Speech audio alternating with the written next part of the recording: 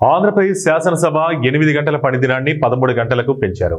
మహిళలతో నైట్ షిఫ్ట్లో పని చేయించుకోవడానికి అనుమతిస్తూ చేసిన చట్ట సవరణను వెంటనే ఉపసంహరించుకోవాలని డిమాండ్ చేస్తూ సిఐటియు విజయనగరం జిల్లా కమిటీ ఆధ్వర్యంలో సోమవారం కలెక్టర్ ఆఫీస్ వద్ద ధర్నా నిర్వహించారు.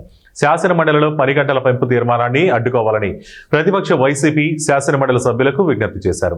ఈ సందర్భంగా సిఐటియు జిల్లా ప్రధాన కార్యదర్శి టీవీ రమణ మాట్లాడుతూ బ్రిటిష్ కాలం నాడు కార్మిక వర్గం పోరాడి 8 గంటల పని దినాన్ని సాధించుకుందని, ఆ అమరుల త్యాగానికి స్ఫూర్తిగానే యావత్ కార్మిక వర్గం మేడే జరుపుకుంటుందని, నేడు ఆంధ్రప్రదేశ్ శాసనసభ 8 గంటల పని దినాన్ని 13 గంటలకు పెంచిందని ఆందోళన వ్యక్తం చేశారు. బీజేపీ పాలిత రాష్ట్రాల్లో కూడా 10 గంటల పెంపు చట్ట సవరణ జరగలేదని, చంద్రబాబు నాయుడు ప్రధానమంత్రి మెప్పు కోసం ఈ రాష్ట్రంలో కార్మిక వర్గాన్ని యాజమాన్యాలకు తాకట్టు పెట్టాలని చూస్తే తగిన గుణపాఠం తప్పదని హెచ్చరించారు.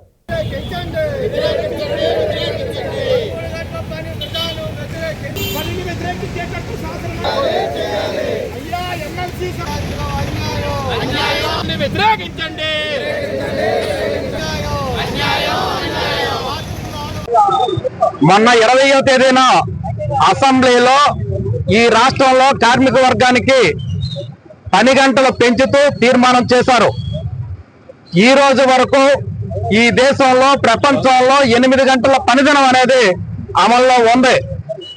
మన దేశంలో లేబర్ కోడ్లని మోడీ ప్రభుత్వం తెచ్చినాక దాన్ని అమలు చేసే పనిలో భాగంగా మన చంద్రబాబు నాయుడు గారి ప్రభుత్వం, కూటమి ప్రభుత్వం రాష్ట్రంలో 8 గంటల పనిదినాన్ని 10 గంటల నుండి 13 గంటల వరకు యాజమాన్యం చేయించుకోవచ్చు అని చెప్పి తీర్మానం అసెంబ్లీలో చేసింది.